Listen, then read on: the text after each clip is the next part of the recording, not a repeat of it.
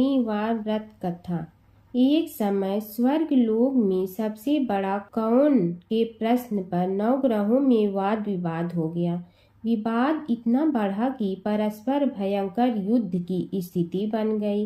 निर्णय के लिए सभी देवता देवराज इंद्र के पास पहुँचे और बोले, हे देवराज, आपको निर्णय करना होगा कि हमें से सबसे बड़ा कौन है। देवताओं का प्रश्न सुनकर देवराज इंद्र उलझन में पड़ गए। इंद्र बोले, मैं इस प्रश्न का उत्तर देने में असमर्थ हूँ। हम सभी पृथ्वी लोक में उज्जैनी नगरी में राजा विक्रमादित्य के पास चलते हैं। देवराज इंद्र सहित सभी ग्रह देवता उज्जैनी नगरी पहुँचे। महल में पहुंचकर जब देवताओं ने उनसे अपना प्रश्न पूछा तो राजा विक्रमादित्य भी कुछ देर के लिए परेशान हो उठे, क्योंकि सभी देवता अपनी अपनी शक्तियों के कारण महान थे। किसी को भी छोटा या बड़ा कह देने से उनके क्रोध के प्रकोप से भयंकर हानि पहुंच सकती थी। अचानक राजा विक्रमादित्य को एक उपाय सूझा और उन्होंने विभिन्न धातुओं स्वर्ण, रजत, चांदी, कांसा, ताम्र, तांबा, सीसा, रांगा, जस्ता, अभ्रक व लोहे के 9 आसन बनवाए। धातुओं के गुणों के अनुसार सभी आसनों को एक दूसरे के पीछे रखवाकर उन्होंने देवताओं को अपने अपने सिंहासन पर बैठने को कहा। देवताओं के बैठने के बाद राजा विक्रमादित्य ने कहा, आपका निर्णय तो स्वयं हो गया। जो सबसे पहले सिंहासन पर विराजमान है वही सबसे बड़ा है। राजा विक्रमादित्य के निर्णय को सुनकर शनि देवता ने सबसे पीछे आसन पर बैठने के कारण अपने को छोटा जानकर क्रोधित होकर कहा, राजा विक्रमादित्य, तुमने मुझे सबसे पीछे बैठाकर मेरा अपमान किया है। तुम मेरी शक्तियों से परिचित नहीं हो। मैं तुम्हारा सर्वनाश कर दूंगा। शनि ने कहा, सूर्य एक राशि पर 1 महीने, चंद्रमा 2.25 दिन, मंगल 1.5 महीने, बुध और शुक्र 1 महीने, बृहस्पति 13 महीने रहती हैं, लेकिन मैं किसी राशि पर 7.5 वर्ष 7.5 तक रहता हूँ। बड़े बड़े देवताओं को मैंने अपने प्रकोप से पीड़ित किया है। राम को 7.5 के कारण ही वन में जाकर रहना पड़ा और रावण को 7.5 के कारण ही युद्ध में मृत्यु का शिकार बनना पड़ा। राजा, अब तू भी मेरे प्रकोप से नहीं बच सकेगा। इसके बाद अन्य ग्रहों के देवता तो प्रसन्नता के साथ चले गए, परंतु शनि देव बड़े क्रोध के साथ वहां से विदा हुए।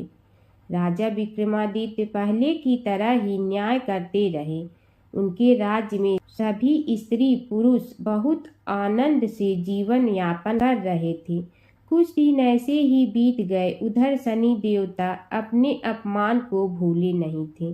विक्रमादित्य से बदला लेने के लिए एक दिन शनि देव ने घोड़े के व्यापारी का रूप धारण किया और बहुत से घोड़ों के साथ उज्जैनी नगरी पहुँचे। राजा विक्रमादित्य ने राज्य में किसी घोड़े के व्यापारी के आने का समाचार सुना तो अपने अश्वपाल को कुछ घोड़े खरीदने के लिए भेजा। घोड़े बहुत कीमती थे। अश्वपाल ने जब वापस लौटकर इस संबंध में बताया तो राजा विक्रमादित्य ने स्वयं आकर एक सुंदर व शक्तिशाली घोड़े को पसंद किया। घोड़े की चाल देखने के लिए राजा उस घोड़े पर सवार हुए तो वह घोड़ा बिजली की गति से दौड़ पड़ा। तेजी से दौड़ता घोड़ा राजा को दूर एक जंगल में ले गया और फिर राजा को वहां गिराकर जंगल में कहीं गायब हो गया। राजा अपने नगर को लौटने के लिए जंगल में भटकने लगा, लेकिन उन्हें लौटने का कोई रास्ता नहीं मिला। राजा को भूख प्यास लगी थी। बहुत घूमने पर उसे एक चरवाहा मिला। राजा ने उससे पानी मांगा। पानी पीकर राजा ने उस चरवाहे को अपनी अंगूठी दे दी। फिर उससे रास्ता पूछकर वह जंगल से निकलकर पास के नगर में पहुंचा। राजा ने एक सेठ की दुकान पर बैठकर कुछ देर आराम किया। उस सेठ ने राजा से बातचीत की तो राजा ने उसे बताया कि मैं उज्जैनी नगरी से आया हूँ। राजा की कुछ देर दुकान पर बैठने से सेठ जी की बहुत बिक्री हुई। सेठ ने राजा को बहुत भाग्यवान समझा और खुश होकर उसे अपने घर भोजन के लिए ले गया। सेठ के घर में सोने का एक हार खुटी पर लटका हुआ था। राजा को उस कमरे में छोड़कर सेठ कुछ देर के लिए बाहर गया। तभी एक आश्चर्यजनक घटना घटी।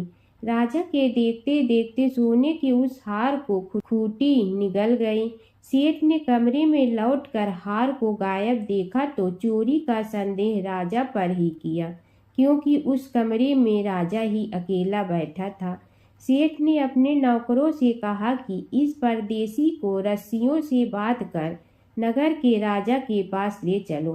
राजा ने विक्रमादित्य से हार के बारे में पूछा तो उसने बताया कि उसके देखते खुटी ने हार को निगल लिया था। इस पर राजा ने क्रोधित होकर चोरी करने के अपराध में विक्रमादित्य के हाथ पांव काटने का आदेश दे दिया। राजा विक्रमादित्य के हाथ पांव काटकर उसे नगर की सड़क पर छोड़ दिया गया। कुछ दिन बाद एक तेली उसे उठाकर अपने घर ले गया और उसे अपने कोल्हू पर बैठा दिया। राजा आवाज देकर बैलों को हाँकता रहता। इस तरह तेली का बैल चलता रहा और राजा को भोजन मिलता रहा। शनि के प्रकोप की 7.5 पूरी होने पर वर्षा ऋतु प्रारंभ हुई। राजा विक्रमादित्य एक रात मेघ मल्हार गा रहा था कि तभी नगर के राजा की लड़की राजकुमारी मोहिनी रथ पर सवार उस तेली के घर के पास से गुजरी। उसने मेघ मल्हार सुना तो उसे बहुत अच्छा लगा और दासी को भेजकर गाने वाले को बुला लाने को कहा। दासी ने लौटकर राजकुमारी को अपंग राजा के बारे में सब कुछ बता दिया। राजकुमारी उसके मेघ मल्हार से बहुत मोहित हुई, अतः उसने सब कुछ जानकर भी अपंग राजा से विवाह करने का निश्चय कर लिया। राजकुमारी ने अपने माता पिता से जब यह बात कही तो वे हैरान रह गए। रानी ने मोहिनी को समझाया, बेटी तेरे भाग्य में तो किसी राजा की रानी होना लिखा है, फिर तू उस अपंग से विवाह करके अपने पांव पर कुल्हाड़ी क्यों मार रही है। राजकुमारी ने अपनी जिद नहीं छोड़ी। अपनी जिद पूरी कराने के लिए उसने भोजन करना छोड़ दिया और प्राण त्याग देने का निश्चय कर लिया। आखिर राजा रानी को विवश होकर अपंग विक्रमादित्य से राजकुमारी का विवाह करना पड़ा। विवाह के बाद राजा विक्रमादित्य और राजकुमारी तेली के घर में रहने लगे। उसी रात स्वप्न में शनिदेव ने राजा से कहा, राजा तुमने मेरा प्रकोप देख लिया, मैंने तुम्हें अपने अपमान का दंड दिया है। राजा ने शनिदेव से क्षमा करने को कहा और प्रार्थना की, हे शनिदेव आपने जितना दुख मुझे दिया है अन्य किसी को न देना। शनिदेव ने कुछ सोचकर कहा, राजा मैं तुम्हारी प्रार्थना स्वीकार करता हूँ। जो कोई स्त्री पुरुष मेरी पूजा करेगा, शनिवार को व्रत करके मेरी व्रत कथा सुनेगा, उस पर मेरी अनुकंपा बनी रहेगी। प्रातःकाल राजा विक्रमादित्य की नींद खुली तो अपने हाथ पांव देखकर राजा को बहुत खुशी हुई।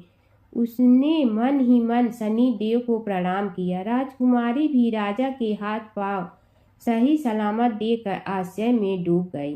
तब राजा विक्रमादित्य ने अपना परिचय देते हुए शनिदेव के प्रकोप की सारी कहानी सुनाई। सेठ को जब इस बात का पता चला तो दौड़ता हुआ तेली के घर पहुंचा और राजा के चरणों में गिरकर क्षमा मांगने लगा। राजा ने उसे क्षमा कर दिया, क्योंकि यह सब तो शनिदेव के प्रकोप के कारण हुआ था। सेठ राजा को अपने घर ले गया और उसे भोजन कराया। भोजन करते समय वहां एक आश्चर्यजनक घटना घटी। सबके देखते देखते उस खुटी ने हार उगल दिया। सेठ जी ने अपनी बेटी का विवाह भी राजा के साथ कर दिया और बहुत से स्वर्ण आभूषण धन आदि देकर राजा को विदा किया। राजा विक्रमादित्य राजकुमारी मोहिनी और सेठ की बेटी के साथ उज्जैनी पहुंचे तो नगरवासियों ने हर्ष से उनका स्वागत किया। अगले दिन राजा विक्रमादित्य ने पूरे राज्य में घोषणा कराई कि शनिदेव सब देवों में सर्वश्रेष्ठ हैं। प्रत्येक स्त्री पुरुष शनिवार को उनका व्रत करे और व्रत कथा अवश्य सुने। राजा विक्रमादित्य की घोषणा से शनिदेव बहुत प्रसन्न हुए। शनिवार का व्रत करने और व्रत कथा सुनने के कारण सभी लोगों की मनोकामनाएं शनिदेव की अनुकंपा से पूरी होने लगी। सभी लोग आनंद पूर्वक रहने लगे। एक बूढ़ा ब्राह्मण था। वह रोज पीपल को जल से सींचता था। पीपल में से रोज एक लड़की निकलती और कहती, पिताजी मैं आपके साथ जाऊंगी। यह सुनते सुनते बूढ़ा दिन ब दिन कमजोर होने लगा। तो बुढ़िया ने पूछा कि क्या बात है। बूढ़ा बोला कि पीपल से एक लड़की निकलती है और कहती है कि वह भी मेरे साथ चलेगी। बुढ़िया बोली कि कल ले आना उस लड़की को, जहाँ 6 लड़कियां पहले से ही हमारे घर में है, वहाँ 7वीं लड़की और सही। अगले दिन बूढ़ा उस लड़की को घर ले आया। घर लाने के बाद बूढ़ा ब्राह्मण आटा मांगने गया तो उसने पहले दिनों की अपेक्षा आज ज्यादा आटा मिला था। जब बुढ़िया वह आटा छानने लगी तो लड़की ने कहा कि लाओ माँ, मैं छान देती हूँ। जब वह आटा छानने बैठी तो परात भर गई। उसके बाद माँ खाना बनाने जाने लगी तो लड़की बोली कि आज रसोई मैं बनाऊंगी। तो बुढ़िया बोली कि ना, तेरे हाथ जल जाएंगे। लेकिन लड़की नहीं मानी। वह रसोई में खाना बनाने गई तो उसने तरह तरह के 36 व्यंजन बना डाले और आज सभी ने भर पेट खाना खाया। इससे पहले वह आधा पेट भूखा ही रहते थे। रात हुई तो बुढ़िया का भाई आया और कहने लगा कि दीदी मैं तो खाना खाऊंगा। बुढ़िया परेशान हो गई कि अब खाना कहाँ से लाऊंगी। लड़की ने पूछा कि क्या बात है माँ।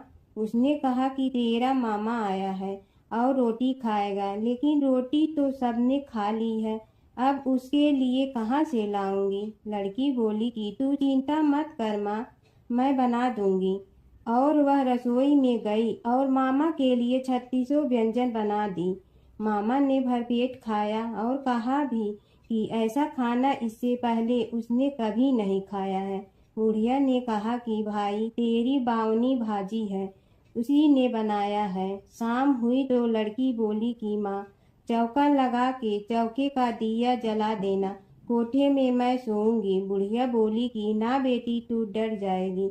लेकिन वह बोली कि ना माँ, मैं नहीं डरूंगी, मैं अंदर कोठे में ही सोऊंगी। वह कोठे में ही जाकर सो गई। आधी रात को लड़की उठी और चारों ओर आंख मारी तो धन ही धन हो गया।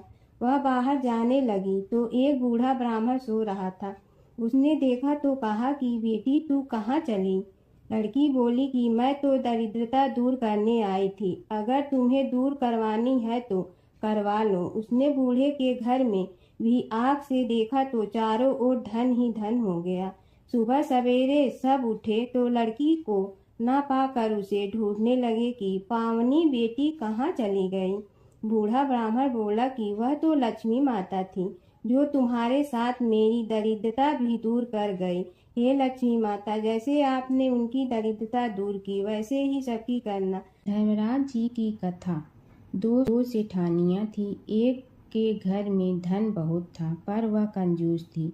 दूसरी के पास धन थोड़ा कम था पर मन से वह बहुत अमीर थी। रोज सवेरे उठती, गंगा स्नान करती, तुलसी माता, बड़ पीपल सींचने, भगवान के मंदिर जाके पूजा करती। धर्मराज सूरज भगवान की कहानी सुनती, भगवान के भोग लगाकर अतिथि को जिमाती, गाय कुत्ता के लिए ग्रास निकालती। दूसरी सेठानी इस धर्मात्मा को देखकर हंसती और कहती, पता नहीं दिन भर क्या करती रहती है। थोड़े समय बाद दोनों सेठानियों को भगवान का बुलावा आया। धर्मात्मा सेठानी के तो यमराज जी ने विमान भेजा और दूसरी को दूत मारते ही ले गया। रास्ते में सेठानी बोली, मेरे को भूख लगी है। तो दूत बोले, किसी को कुछ दिया होगा तो मिलेगा। फिर बोली, प्यास लगी है। दूत बोले, किसी को पानी पिलाया तो मिलेगा। रास्ते में उसे काट चुभने लगे, गर्मी पड़ने लगी, पर दूत तो उसे घसीटे ही ले गए। अब सेठानी बहुत पछताने लगी कि सब कुछ होते हुए भी दान धर्म नहीं किया। इतने में यमराज का दरबार आया। धर्मात्मा बुढ़िया को भगवान के पास सिंहासन मिला और वह उस पर बैठी थी। उधर दूसरी सेठानी को तपते कुंड में डाल दिया। अब सेठानी यमराज से बोली, मुझे 1.25 पहर का जीवन दान दे दो, मैं वापस आकर दंड भोग लूंगी। यमराज बोले, ठीक है। सेठानी के शरीर में वापस प्राण डाल दिए। संसार में आते ही पंडितों को बुलाकर सेठानी ने धर्मराज की कथा सुनी, सब तरह से दान धर्म किया। इतने में समय पूरा हो गया। अब की बार विमान आया। 1.25 पहर के दान धर्म से सेठानी को स्वर्ग मिला। धर्मराज जी की परम भक्त पोपा बाई की कथा। एक गांव में एक पोपा बाई रहती थी। जब वह 5 साल की थी तभी से वह नियम से धर्मराज जी व्रत की कथा सुनती थी और व्रत करती थी। एक दिन उसने अपने भाई व भाभी से कहा कि मैं शादी नहीं करूंगी, अब मैं अपना समय भगवान की पूजा अर्चना में ही बिताना चाहती हूँ। इसलिए मेरी झोपड़ी गांव के बाहर बनवा दो और गांव में सबको कह दो कि वह अपनी गाय व बछड़ों को मेरे यहाँ ही घास भूस चरने को भेज दो और जिसकी भी इच्छा हो, श्रद्धा हो, मुझे खाना भिजवा दो। एक दिन नगर का राजा शिकार खेलने जंगल में आया और गांव के बाहर जंगल के पास बनी झोपड़ी देखकर रुक गया। झोपड़ी के पास जाकर उसने आवाज लगाई कि कौन है, लेकिन भीतर से कोई आवाज न आने पर वह लगातार दरवाजा खटखटाता रहा। तब पोपा बाई उठी और कहने लगी कि कौन हो तुम जो बार बार दरवाजा बजा रहे हो, क्यों आवाज लगा रहे हो? राजा ने कहा कि मैं यहाँ का राजा हूँ और तुम्हारे साथ विवाह करूँगा। पोपा बाई ने कहा कि जहाँ से आए हो वहीं चले जाओ, मैं किसी पराये आदमी का मुंह नहीं देखती हूँ। राजा ने पोपा बाई की एक नहीं सुनी और जबरदस्ती उठा ले गया। तब पोपा बाई ने राजा को श्राप दिया कि तुम्हारा सारा राजपाट नष्ट हो जाएगा। महल में आने पर राजा की रानियों ने सारी बात सुनकर राजा से अनुरोध किया कि पोपा बाई को वहीं वापस छोड़ आओ। राजा जब पोपा बाई को वापस झोपड़ी में छोड़ने जाने लगा तो रास्ते में पाप की नदी आई जिसमें राजा डूब गया। कुछ समय बाद पोपा बाई मृत्यु के बाद धर्मराज जी के यहाँ पहुंची और धर्मराज जी ने उन्हें स्वर्ग का राज दे दिया। एक बार एक सेठ व सेठानी मृत्यु लोक से स्वर्ग लोक आए तो उसके द्वार बंद देखकर वह धर्मराज जी से द्वार खोलने का आग्रह करते हैं। धर्मराज जी कहते हैं, इस द्वार पर पोपा बाई का राज है। इस पर सेठ सेठानी कहते हैं कि हम पोपा बाई को नहीं जानते हैं। धर्मराज जी उन दोनों की बात सुनकर कहते हैं कि तुम दोनों 7 दिन तक मृत्युलोक में रहो। 8 खोपड़ा से राई भर कर 5 कपड़े ऊपर रख कर कहानी सुनकर उद्यापन करना और कहना कि राज है। पोपा बाई लेखा लेगी राई राई का। सारे बोलो पोपा बाई की जय। जय जय श्री शनि देव भक्तन हितकारी, सूरज के पुत्र प्रभु छाया महतारी। जय जय श्री शनि देव भक्तन हितकारी, सूरज के पुत्र प्रभु छाया महतारी। जय जय श्री शनि देव भक्तन हितकारी, सूरज के पुत्र प्रभु छाया महतारी। श्याम अंग वक्र दृष्टि चतुर्भुज धारी, श्याम अंग वक्र दृष्टि चतुर्भुज धारी। नीलांबर धर नाथ सिंह की असवारी। जय जय श्री शनि देव भक्तन हितकारी, सूरज के पुत्र प्रभु छाया महतारी, क्रीट मुकुट शीस रजित दीपक है ललारी, क्रीट मुकुट शीस रजित दीपक है ललार, मुक्तन की माला गले शोभित बलिहारी, जय जय श्री शनिदेव भक्तन हितकारी, सूरज के पुत्र प्रभु छाया महतारी, मोदक मिष्ठान पान चढ़त है सुपारी, मोदक मिष्ठान पान चढ़त है सुपारी, लौ तिल तैल उड़द मसी अति प्यारी, जय जय श्री शनिदेव भक्तन हितकारी, सूरज के पुत्र प्रभु छाया महतारी, जन का कल्याण करहु नाथ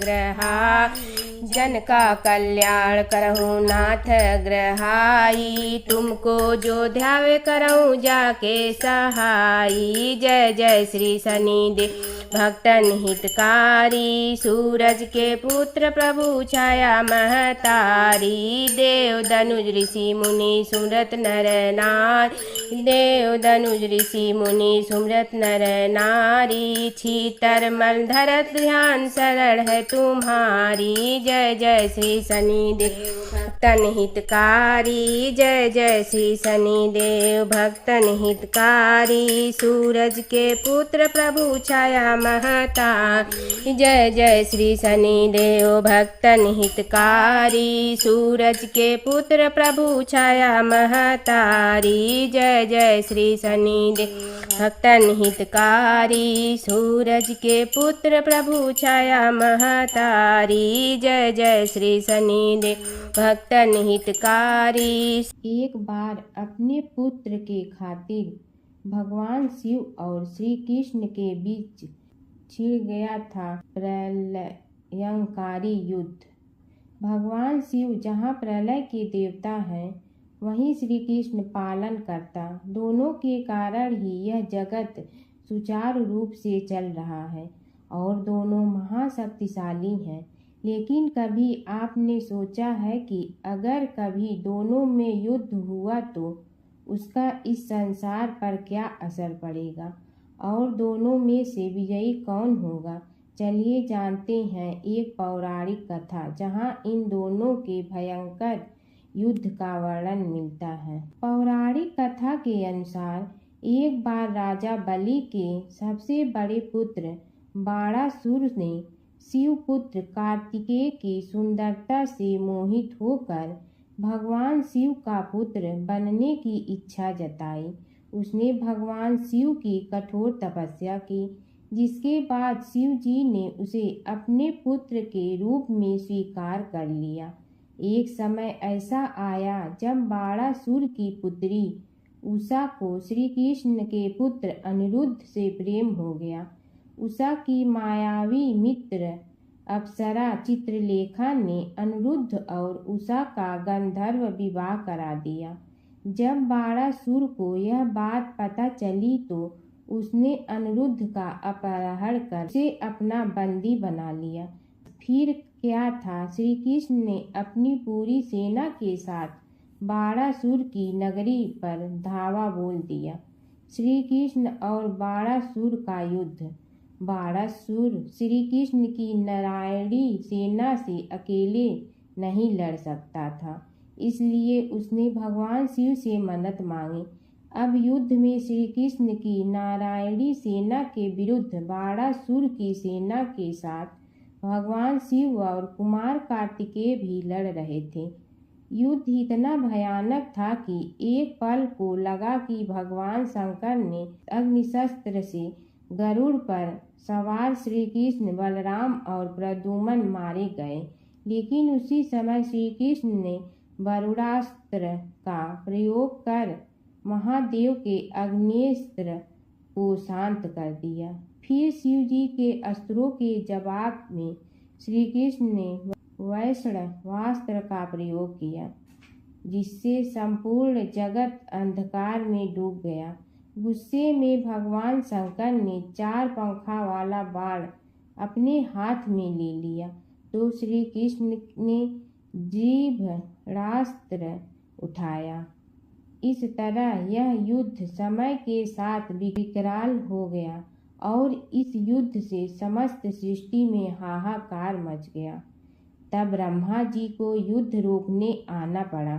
उन्होंने दोनों को सारी स्थिति स्पष्ट की कि किस प्रकार उनके युद्ध से संसार का विनाश हो रहा है। उनके समझाने के बाद महादेव युद्ध में पीछे हट गए, लेकिन कार्तिकेय और बाणासुर भगवान श्री कृष्ण से युद्ध करते रहे। जब श्री कृष्ण ने बाणासुर को परास्त किया, अंत में भगवान श्री कृष्ण ने युद्ध में बाणासुर को पराजित करने के लिए अपना सुदर्शन चक्र प्रयोग किया और उसकी मदद से बाणासुर के सहस्त्र भुजाओं को काट डाला।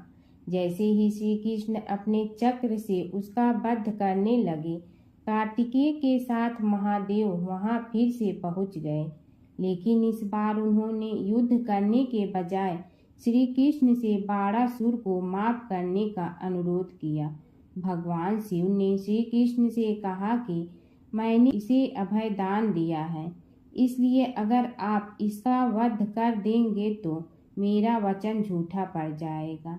शिव जी के ऐसा कहने पर श्री कृष्ण ने बाणासुर को क्षमा कर दिया और अनिरुद्ध उषा सहित अपनी पूरी सेना लेकर वहां से चल दिए। बाणासुर को आज भी अजर अमर माना जाता है और बाद में भगवान शिव के उसे अपने गढ़ों में शामिल कर लिया है। माता सीता की कथा। यह कहानी सीता माता कहती थी और श्री राम इसे सुना करते थे। एक दिन श्री राम भगवान को किसी काम के लिए बाहर जाना पड़ा, तो सीता माता कहने लगी कि भगवान, मेरा तो 12 वर्ष का नित्य नियम है। अब आप बाहर जाएंगे तो मैं अपनी कहानी किसे सुनाऊंगी। श्री राम ने कहा कि तुम कुएं की पाल पर जाकर बैठ जाना और वहां जो औरतें पानी भरने आएंगी उन्हें अपनी कहानी सुना देना। सीता माता कुएं की पाल पर जाकर बैठ जाती हैं। एक स्त्री आई, उसने रेशम की जड़ी की साड़ी पहन रखी थी और सोने का घड़ा ले रखा था। सीता माता उसे देख कहती हैं कि बहन, मेरा 12 वर्ष का नित्य नेम सुन लो। पर वह स्त्री बोली कि मैं तुम्हारा नित्य नेम सुनूंगी तो मुझे घर जाने में देरी हो जाएगी और मेरी सास मुझसे लड़ेंगी। उसने कहानी नहीं सुनी और चली गई। उसकी रेशम जड़ी की साड़ी फट गई, सोने का घड़ा मिट्टी के घड़े में बदल गया। सास ने देखा तो पूछा कि ये किसका दोष अपने सिर लेकर आ गई है। बहू ने कहा कि कुएं पर एक औरत बैठी थी, उसने कहानी सुनने के लिए कहा, लेकिन मैंने सुनी नहीं, जिसका यह फल मिला है। बहू की बात सुनकर अगले दिन वही साड़ी और घड़ा लेकर सास कुएं की पाल पर गई। सास को वहीं माता सीता बैठी मिली, तो माता सीता ने कहा कि बहन, मेरी कहानी सुन लीजिए। सास बोली कि एक बार छोड़, मैं तो 4 बार कहानी सुन लूंगी। राम आए, लक्ष्मण आए, देश के पुजारी आए, नित नेम का नेम लाए, आओ राम बैठो राम, तपी रसोई जियो राम, माखन मिश्री खाओ राम, दूध बतासा पियो राम, सूत के पल का मोठो राम, साल दुसाला पोठो राम, साल दुसाला ओढ़ो राम, जब बोलो जब राम ही राम, राम संवारे सबके काम, खाली घर भंडार भरेंगे, सबका बेड़ा पार करेंगे, श्री राम जय राम जय जय राम। सास बोली कि बहन, कहानी तो बहुत अच्छी लगी। कहानी सुनकर सास घर चली गई और उसकी साड़ी फिर से रेशम जड़ी की बन गई। मिट्टी का घड़ा फिर सोने के घड़े में बदल गया। बहू कहने लगी, सासू माँ, आपने ये सब कैसे किया। सास ने कहा कि बहू, तू दोष लगा के आई थी और मैं अब दोष उतार कर आ रही हूँ। बहू ने फिर पूछा कि वह कुएं वाली स्त्री कौन है। सास बोली कि वे सीता माता थी। वे पुराने से नया कर देती हैं, खाली घर में भंडार भर देती हैं, वह लक्ष्मी जी का वास घर में कर देती हैं, आदमी की जो भी इच्छा हो उसे पूरा कर देती हैं। बहू बोली कि ऐसी कहानी मुझे भी सुना दो। सास बोली कि ठीक है, तुम भी सुनो। और सास ने कहानी शुरू की।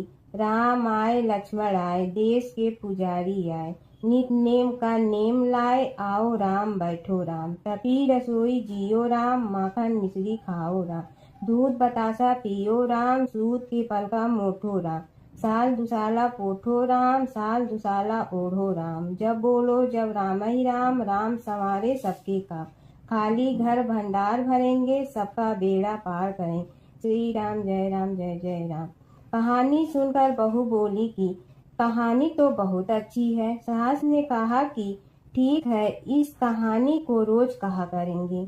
अब सास बहू रोज सवेरे उठती, नहाती धोती और पूजा करने के बाद नित्य-नेम की सीता की कहानी कहती। एक दिन उनके यहाँ एक पड़ोस की औरत आई और बोली कि बहन जरा सी आँच दे ना। तो वह बोली कि आज तो अभी हमने जलाई ही नहीं। पड़ोसन ने कहा कि तुम सुबह 4 बजे से उठकर क्या कर रही हो? फिर उन्होंने कहा कि सुबह उठकर हम पूजा करते हैं, फिर सीता माता की नित्य नेम की कहानी कहते हैं। पड़ोसन ने उसी बात सुनकर फिर कहा कि सीता माता की कहानी कहने से तुम्हें क्या मिलता है? वे बोली कि इनकी कहानी कहने से घर में भंडार भर जाते हैं, सारे काम सिद्ध होते हैं, मन की इच्छा भी पूरी हो जाती है। पड़ोसन कहती है कि बहन ऐसी कहानी तो मुझे भी सुना दो। फिर वह बोली कि ठीक है, तुम भी यह कहानी सुन लो। राम आए लक्ष्मण आए, देश के पुजारी आए, नित नेम का नेम लाए, आओ राम बैठो राम। सारी कहानी सुनने के बाद पड़ोसन कहने लगी, बहन कहानी तो मुझे बहुत अच्छी लगी। अब वह पड़ोसन भी नित नेम सीता माता की कहानी कहने लगी। कहानी कहने से सीता माता ने पड़ोसन के भी भंडार भर दिए। अब तो पूरे मोहल्ले में नित नेम की कथा चल पड़ी। हर किसी की मनोकामना पूरी होने लगी। हे सीता माता, जैसे आपने उनके भंडार भरे वैसे ही आप हमारे भी भंडार भरना, सबकी भरना, कहानी सुनने वाले के भी और कहानी कहने वाले के भी। गणेश और बुढ़िया माई की कथा। एक बुढ़िया थी, वह बहुत ही गरीब और दृष्टिहीन थी। उसके एक बेटा और बहू थी। वह बुढ़िया सदैव गणेश जी की पूजा किया करती थी। एक दिन गणेश जी प्रकट होकर उस बुढ़िया से बोले, बुढ़िया माँ, तू जो चाहे सो मांग ले। बुढ़िया बोली, मुझे तो मांगना नहीं आता, कैसे और क्या मांगूं? तब गणेश जी बोले, अपने बहू बेटे से पूछ कर मांग ले। तब बुढ़िया ने अपने बेटे से कहा, गणेश जी कहते हैं तू कुछ मांग ले, बता मैं क्या मांगूं? पुत्र ने कहा, माँ तू धन मांग ले। बहू से पूछा तो बहू ने कहा, नाती मांग ले। तब बुढ़िया ने सोचा कि ये तो अपने अपने मतलब की बात कर रहे हैं।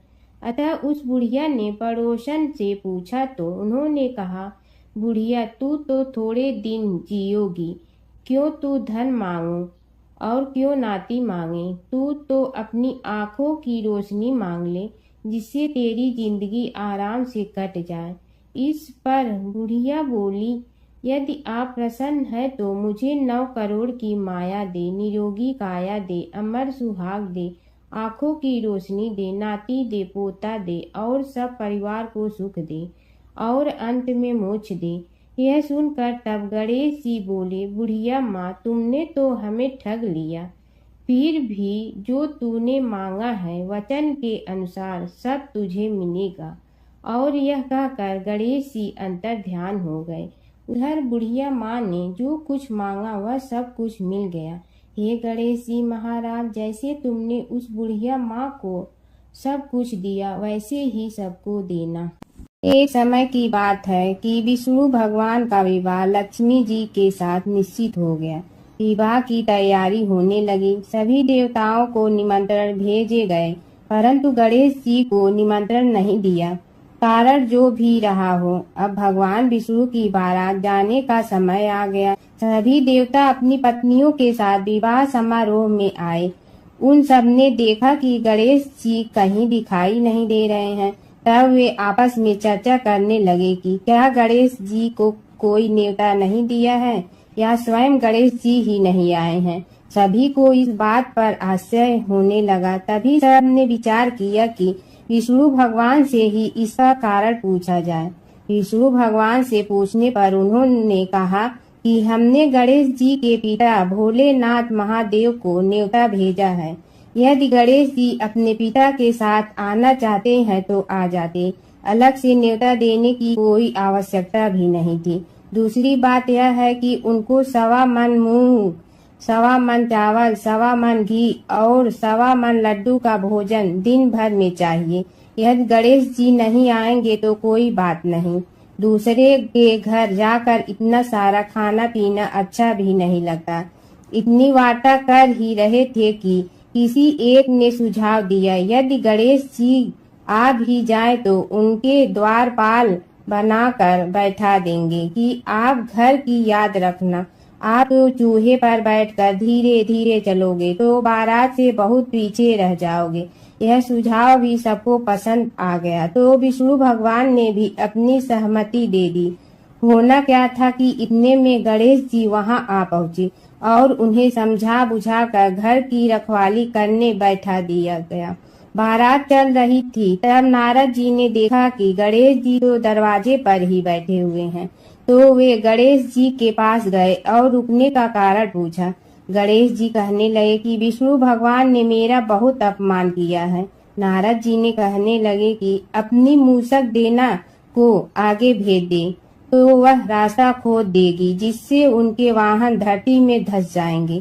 तब आपको सम्मान पूर्वक बुलाना पड़ेगा। अब तो गणेश जी ने अपनी मूसक सेना जल्दी से आगे भेज दी और सेना ने जमीन पोली कर दी। जब बारात वहां से निकली तो रथों के पहिए धरती में धंस गए। लाख कोशिश करे परंतु पहिए नहीं निकले। सभी ने अपने अपने उपाय किए परंतु पहिए तो नहीं निकले, बल्कि जगह जगह से टूट गए। किसी की समझ में नहीं आ रहा था कि अब क्या किया जाए। तब तो नारद जी ने कहा, आप लोगों ने गणेश जी का अपमान करके अच्छा नहीं किया। यदि उन्हें मना कर लाया जाए तो आपका कार्य सिद्ध हो सकता है और यह संकट टल सकता है। शंकर भगवान ने अपने दूत नंदी को भेजा और वे गणेश जी को लेकर आए। गणेश जी का आदर सम्मान के साथ पूजन किया। तब कहीं रथ के पहिए निकले। अब रथ के पहिए निकल के परंतु टूट फूट गए तो उन्हें सुधारे गए। पास के खेत में खाती काम कर रहा था, उसे बुलाया गया। खाती अपना कार्य करने के पहले श्री गणेशाय नमः कहकर गणेश जी की वंदना मन ही मन करने लगा। देखते ही देखते खाती ने सभी पहियों को ठीक कर दिया। तब खाती कहने लगा कि हे देवताओं, आपने सर्वप्रथम गणेश जी को नहीं मनाया होगा और न ही उनकी पूजन की होगी, इसीलिए तो आपके साथ यह संकट आया है। हम तो मूर्ख अज्ञानी हैं, फिर भी पहले गणेश जी को पूजते हैं, उनका ध्यान करते हैं। आप लोग तो देवतागण हैं, फिर भी आप गणेश जी को कैसे भूल गए। अब आप लोग भगवान श्री गणेश जी की जय बोल कर जाएं तो आपके सब काम बन जाएंगे और संकट कट जाएंगे। ऐसा कहते हुए बारात वहां से चल दी और विष्णु भगवान को लक्ष्मी जी के साथ विवाह संपन्न करा के सभी सकुशल घर लौट आए। हे गणेश जी महाराज, आपने विष्णु को जैसे कारज सारियो ऐसे कारज सबको सिद्ध कर जो। बोलो गजानन भगवान की जय। प्राचीन काल की बात है। नैमिषारण्य क्षेत्र में ऋषि, महर्षि और साधु संतों का समाज जुड़ा था। उसमें श्री सूत जी भी विद्यमान थे। शौनक जी ने उनकी सेवा में उपस्थित होकर निवेदन किया कि हे अज्ञान रूप घोर तिमिर को नष्ट करने में करोड़ों सूर्यों के समान प्रकाशमान श्री सूत जी हमारे कानों के लिए अमृत के समान जीवन प्रदान करने वाले कथा तत्व का वर्णन कीजिए। हे सूत जी, हमारे हृदयों में ज्ञान के प्रकाश की वृद्धि तथा भक्ति, वैराग्य और विवेक की उत्पत्ति जिस कथा से हो सकती हो वह हमारे प्रति कहने की कृपा कीजिए। शौनक जी की जिज्ञासा से सूत जी बड़े प्रसन्न हुए। पूरा तन इतिहासों के स्मरण से उनका शरीर पुलकायमान हो रहा था।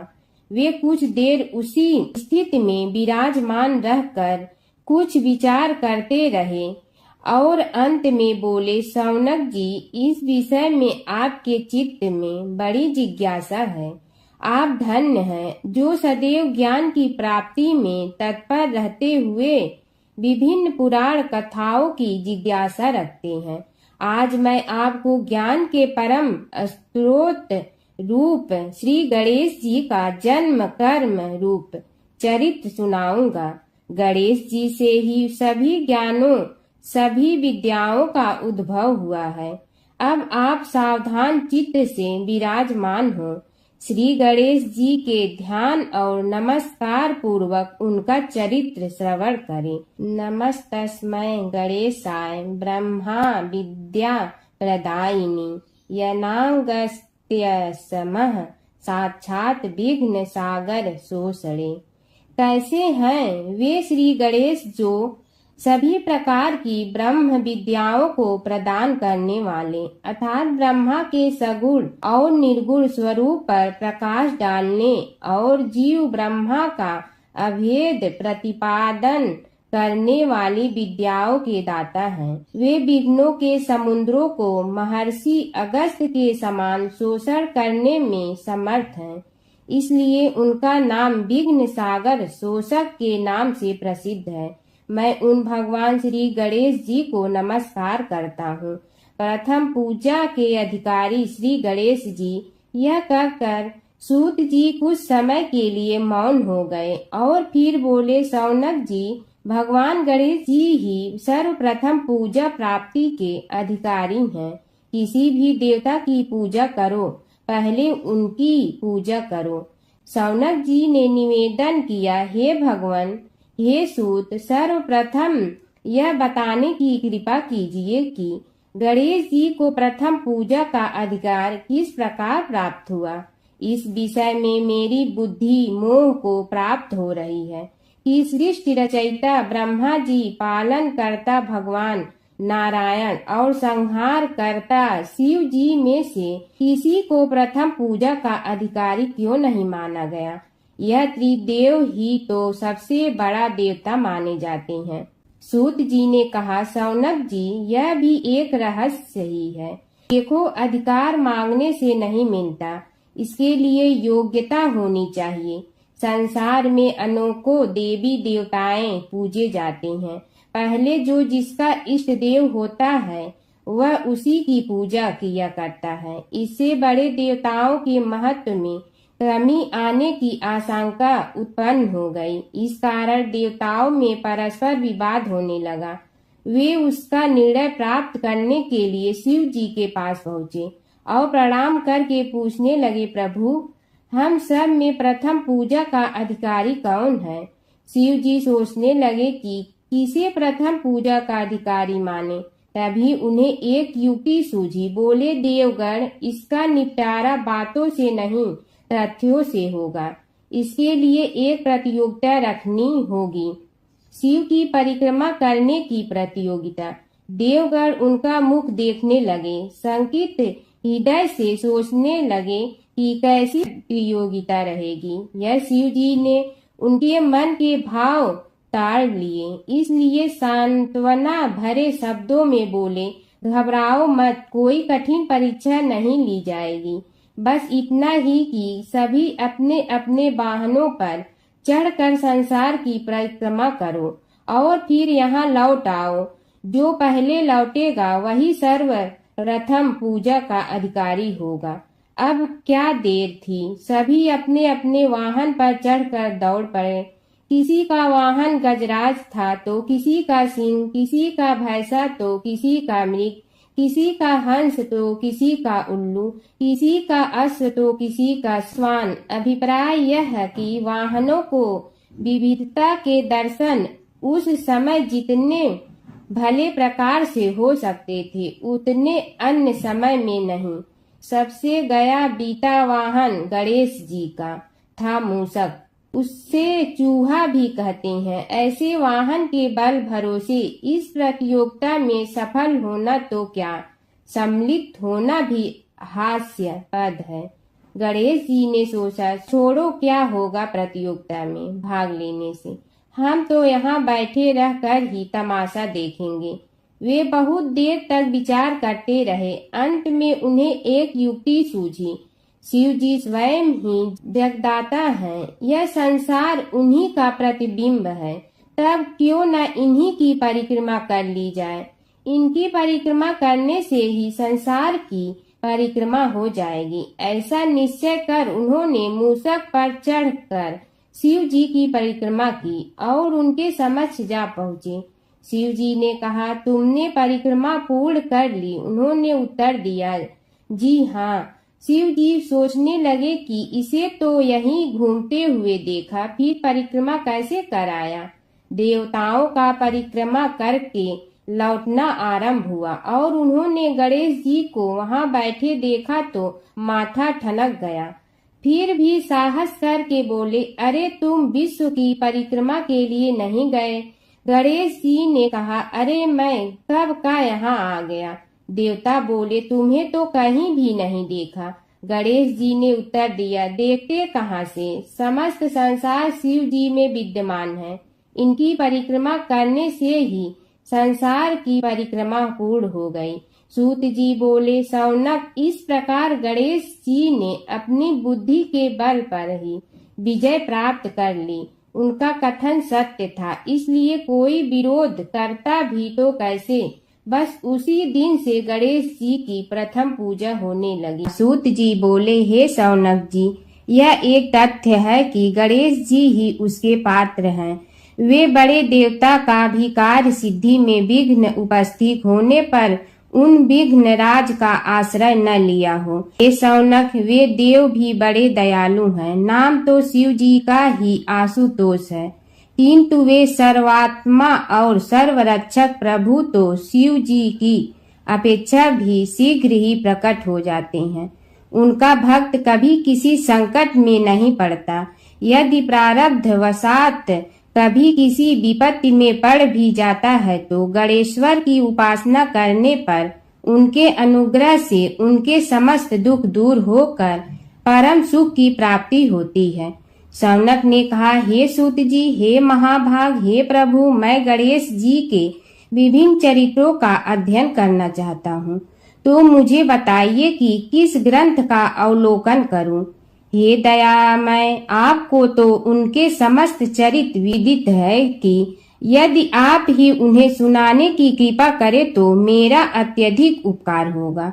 सूत जी बोले, हे शौनक भगवान, गणेश्वर के इतने चरित्र हैं कि उन सब का कथन इस जीवा से संभव नहीं, क्योंकि प्रभु अनंत, प्रभु चरित्र अनंता वाली बात समस्त विद्वान ऋषि मुनि कहते हैं।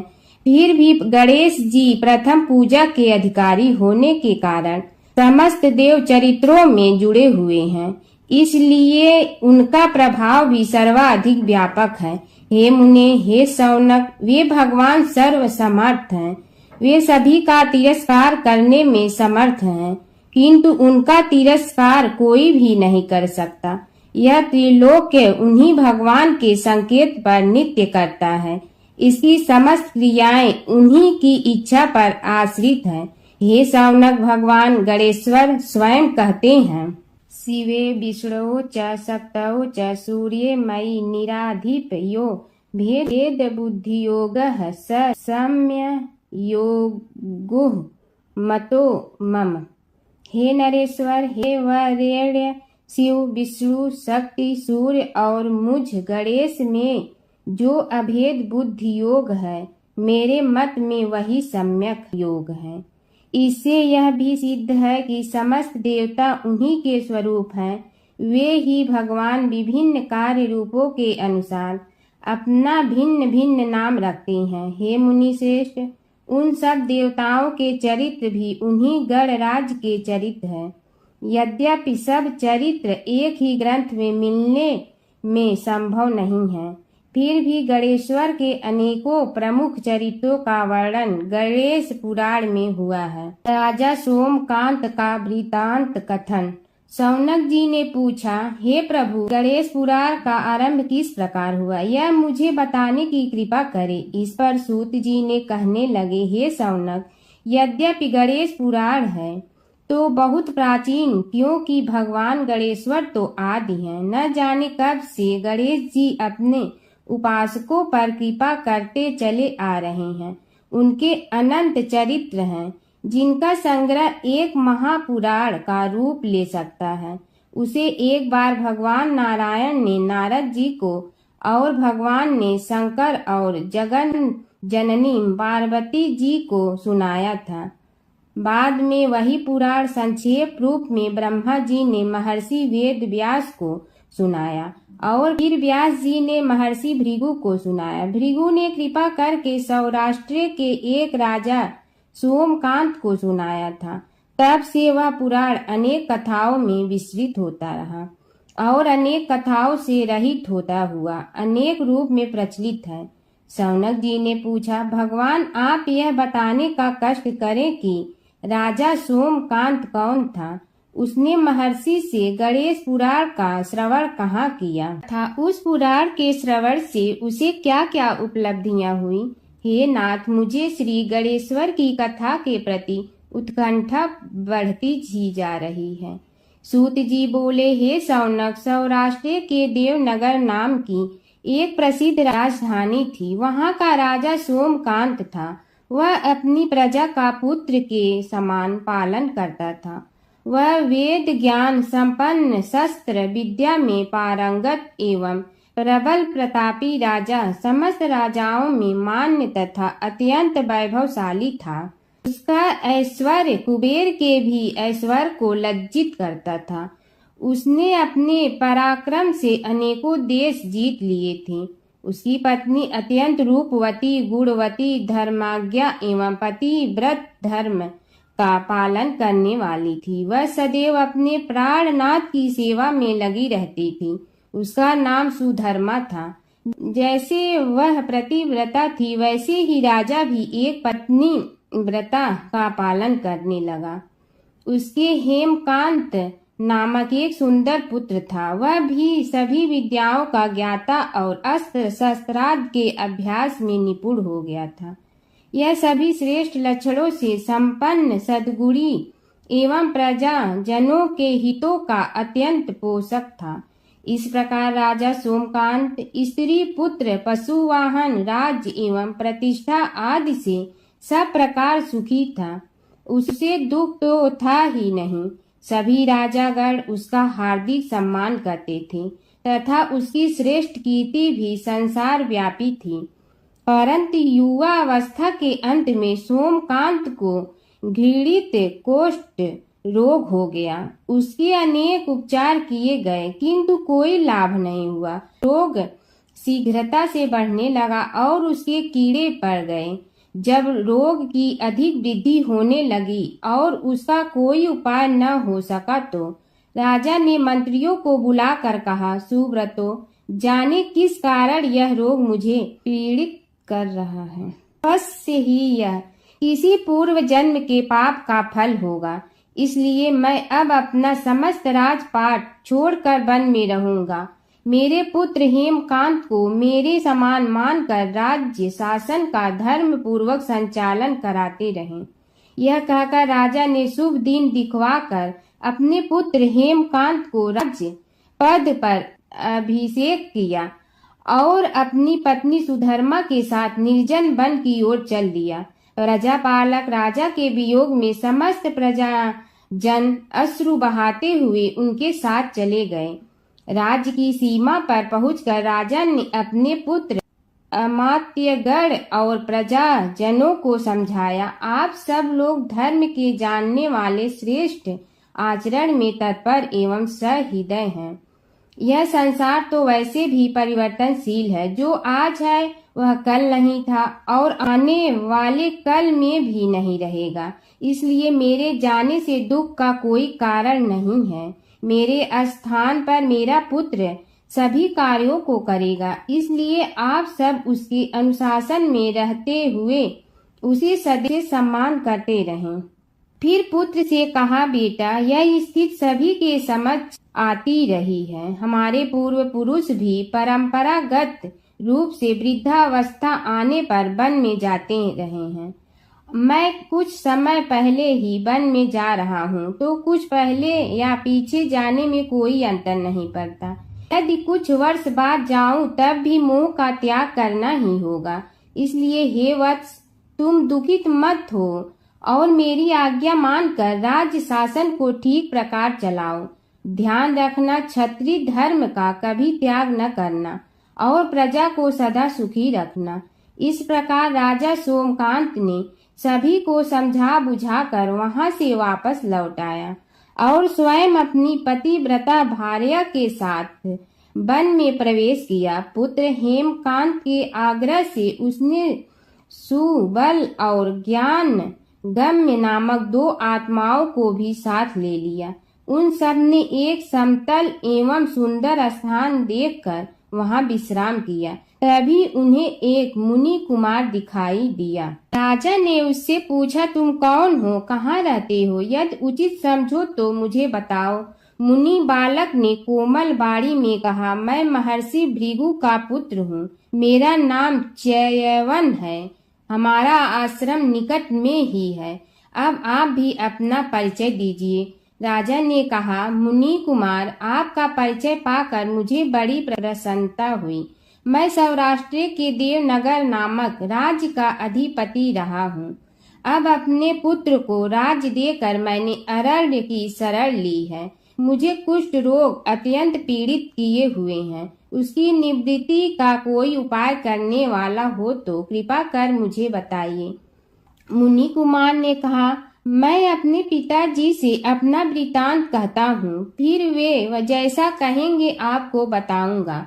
यह कहकर मुनि बालक चला गया और कुछ देर में ही आकर बोला, राजन, मैंने आपका वृतांत अपने पिताजी को बताया। उनकी आज्ञा हुई है कि आप सब मेरे साथ आश्रम में चलकर उनसे भेंट करें, तभी आपके रोग के विषय में भी विचार किया जाएगा। राजा सोमकांत के पूर्व जन्म का वृत्तांत भृगु द्वारा वर्णन।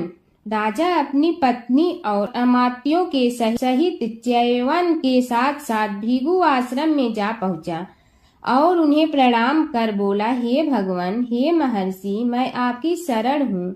आप मुझ कुष्ठी पर कृपा कीजिए। महर्षि बोले, राजन, यह तुम्हारे किसी पूर्व जन्म कृत पाप का ही उदय हो गया है। इसका उपाय मैं विचार करके बताऊंगा। आज तो तुम सब स्नान आज से निवृत्त होकर रात्रि विश्राम करो। महर्षि की आज्ञा अनुसार सबने स्नान भोजन आदि के उपरांत रात्रि व्यतीत की और प्रातः काल स्नान आदि नित्य कर्मों से निवृत्त होकर महर्षि की सेवा में उपस्थित हुए। महर्षि ने कहा, राजन, मैंने तुम्हारे पूर्व जन्म का वृतांत जान लिया हूँ और यह भी विदित कर लिया है कि किस पाप के फल से तुम्हें इस रोग की प्राप्ति हुई है। यदि तुम चाहो तो उसे सुना दूं। राजा ने हाथ जोड़कर निवेदन किया, बड़ी कृपा होगी मुनिनाथ, मैं उसे सुनने के लिए उत्कंठित हूँ। महर्षि ने कहा, तुम पूर्व जन्म में एक धनवान वैश्य के लाडले पुत्र थे। वह वैश्य विंध्याचल के निकट कौलहार नामक ग्राम में निवास करता था। उसकी पत्नी का नाम सुलोचना था। तुम उसी वैश्य दंपत के पुत्र हुए। तुम्हारा नाम कामद था। तुम्हारा लालन पालन बड़े लाड चाव से हुआ। उन्होंने तुम्हारा विवाह एक अत्यंत सुंदरी वैश्य कन्या से कर दिया था, जिसका नाम कुटुम्बिनी था। यद्यप तुम्हारी भार्या सुशीला थी और तुम्हें सदैव धर्म में निरत देखना चाहती थी, किंतु तुम्हारा स्वभाव वासनांध होने के कारण दिन प्रतिदिन उज्जवल होता जा रहा था। किंतु माता पिता भी धार्मिक थे, इसलिए उनके सामने तुम्हारी उज्ज्वलता दबी रही। परंतु माता पिता की मृत्यु के बाद तुम निरंकुश हो गए और अपनी पत्नी की बात भी नहीं मानते थे। तुम्हें अनाचार में प्रवृत्त देखकर उसे दुख होता था। तो भी उसका कुछ बस न चलता था। तुम्हारी उन्मत्तता चरम सीमा पर थी। अपनों से भी द्वेष और क्रूरता का व्यवहार किया करते थे, हत्या आदि कराते थे। तुम्हारे लिए सामान्य बात हो गई। पीड़ित व्यक्तियों ने तुम्हारे विरुद्ध राजा से पुकार की, अभियोग चला और तुम्हें राज्य की सीमा से भी बाहर चले जाने का आदेश हुआ। तब तुम घर छोड़कर किसी निर्जन वन में रहने लगे। उस समय तुम्हारा कार्य लोगों को लूटना और हत्या करना ही रह गया। एक दिन मध्याह्न काल था। गुणवर्धक नामक एक विद्वान ब्राह्मण उधर से निकला। बेचारा अपनी पत्नी को लिवाने के लिए ससुराल जा रहा था। तुमने उस ब्राह्मण युवक को पकड़कर लूट लिया। प्रतिरोध करने पर उसे मारने लगे तो वह चित्कार करने लगा, मुझे मत मार, मत मार, देख मेरा दूसरा विवाह हुआ है, मैं पत्नी को लेने के लिए जा रहा हूँ। किंतु तुम तो क्रोध बस में ऐसे लीन हो रहे थे कि तुमने उसकी बात सुनकर भी नहीं सुनी। जब उसे मारने लगे तो उसने श्राप दे दिया, अरे हत्यारे, मेरी हत्या के पाप से तो सहस्त्र कल्प तक घोर नरक भोगोगे। तुमने उसकी कोई चिंता न की और सिर काट लिया। राजन, तुमने ऐसी एक नहीं बल्कि अनेक निरीह हत्याएं की थी, जिनकी गणना करना भी पाप है। इस प्रकार इस जन्म में तुमने घोर पाप कर्म किए थे, किंतु बुढ़ापा आने पर जब अशक्त हो गए तब तुम्हारे साथ जो क्रूर कर्मा थे वे भी किनारा कर गए। उन्होंने सोच लिया कि अब तो इसे खिलाना भी पड़ेगा, इसलिए मरने दो यहीं। अमोघ प्रभाव गणेश उपासना का कथन। राजन, अब तुम निरालंब थे, चल फिर तो सकते ही नहीं थे। भूख से पीड़ित रहने के कारण रोगों ने भी घेर लिया। उधर से जो कोई निकलता तुम्हें घृणा की दृष्टि से देखता हुआ चला जाता। तब तुम आहार की खोज में बड़ी कठिनाई से चलते हुए एक जीर्ण शीर्ण देवालय में पहुंचा। उसमें भगवान गणेश्वर की प्रतिमा विद्यमान थी। तब न जाने किस पुण्य के उदय होने से तुम्हारे मन में गणेश जी के प्रति भक्ति भाव जागृत हुआ। तुम निराहार रहकर उनकी उपासना करने लगे। उससे तुम्हें सब कुछ मिला और रोग भी कम हुआ। राजन, तुमने अपने साथियों की दृष्टि बचाकर बहुत सा धन एक स्थान पर गाड़ दिया था। अब तुमने उस धन को उसे देवालय के जीर्णोद्धार में लगाने का निश्चय किया। शिल्पी बुलाकर उस मंदिर को सुंदर और भव्य बनवा दिया। इस कारण कुख्याति सुख्याति में बदलने लगी। फिर यथा समय तुम्हारी मृत्यु हुई। यमदूतों ने पकड़कर तुम्हें यमराज के समक्ष उपस्थित किया। यमराज तुमसे बोले, जीव, तुमने पाप और पुण्य दोनों ही किए हैं और दोनों का ही भोग तुम्हें भोगना है, किंतु पहले पाप का फल भोगना चाहते हो पुण्य का। इसके उत्तर में तुमने प्रथम अपने पुण्य कर्मों के भोग की इच्छा प्रकट की और इसीलिए उन्होंने तुम्हें राजकुल में जन्म लेने के लिए भेज दिया। पूर्व जन्म में तुमने भगवान गणाध्यक्ष का सुंदर एवं भव्य मंदिर बनवाया था, इसलिए तुम्हें सुंदर देह की प्राप्ति हुई। यह कहकर महर्षि भृगु कुछ रुके। उन्होंने देखा कि राजा को इस वृतांत पर शंका हो रही है। तभी महर्षि के शरीर में असंख्य विकराल पक्षी उत्पन्न होकर राजा की ओर झपटे। उनकी चोंच बड़ी तीक्ष्ण थी, जिनसे वे राजा के शरीर को नोच नोच कर खाने लगे। उसके कारण उत्पन्न असहनीय पीड़ा से व्याकुल हुए राजा ने महर्षि के समक्ष हाथ जोड़कर निवेदन किया, प्रभु, आपका आश्रम तो समस्त द्वेष आदि से परे है और यहाँ मैं आपकी शरण में बैठा हूँ। तब यह पक्षी मुझे आकर ही क्यों पीड़ित कर रहे हैं? हे मुनिनाथ, इनसे मेरी रक्षा कीजिए। महर्षि ने राजा के अंतर्वचन सुनकर सांत्वना देते हुए कहा, राजन, तुमने मेरे वचनों में शंका की थी और जो मुझ सत्यवादी के कथन में शंका करते हैं उसे खाने के लिए मेरे शरीर से इसी प्रकार पक्षी प्रकट हो जाते हैं, जो कि मेरे हुंकार करने पर भस्म हो जाया करते हैं। यह कर महर्षि ने हुंकार की और तभी वे समस्त पक्षी भस्म हो गए। राजा श्रद्धावनत होकर उनके समक्ष अश्रुपात करता हुआ बोला, प्रभु अब आप पाप से मुक्त होने का उपाय कीजिए। महर्षि ने कुछ विचार कर कहा, राजन, तुम पर भगवान गणेश्वर की कृपा सहज रूप से है और वे ही प्रभु तुम्हारे पापों को भी दूर करने में समर्थ हैं। इसलिए तुम उनके पाप नाशक चरित्रों का श्रवण करो। गणेश पुराण में उनके चरित्रों का भले प्रकार वर्णन हुआ है, अतएव तुम श्रद्धा भक्ति पूर्वक उसी को सुनने में चित्त लगाओ। राजा ने प्रार्थना की, महामुनि, मैंने गणेश पुराण का नाम भी आज तक नहीं सुना, तो उनके सुनने का सौभाग्य कैसे प्राप्त कर सकूंगा। हे नाथ, आपसे अधिक ज्ञानी और प्रकांड विद्वान और कौन हो सकता है। आप ही मुझ पर कृपा कीजिए। महर्षि ने राजा की दीनता देखकर उसके शरीर पर अपने कमंडल का मंत्रपूत जल छिड़का। तभी राजा को एक छींक आई और नासिका से एक अत्यंत छोटा काले वर्ण का पुरुष बाहर निकल आया। देखते ही देखते वह बढ़ गया। उसके भयंकर रूप को देखकर राजा कुछ भयभीत हुआ, किंतु समस्त आश्रमवासी वहां से भाग गए। वह पुरुष महर्षि के समक्ष हाथ जोड़कर खड़ा हो गया। उन्हें उसकी ओर देखा और कुछ उच्च स्वर में बोले, तू कौन है, क्या चाहता है। वह बोला, मैं साक्षात पाप हूँ, समस्त पापियों के शरीर में मेरा निवास है। आपके मंत्रपूत जल के स्पर्श से मुझे विवश होकर राजा के शरीर से बाहर निकलना पड़ा है। अब मुझे बड़ी भूख लगी है, बताइए क्या खाऊं और कहाँ रहूं।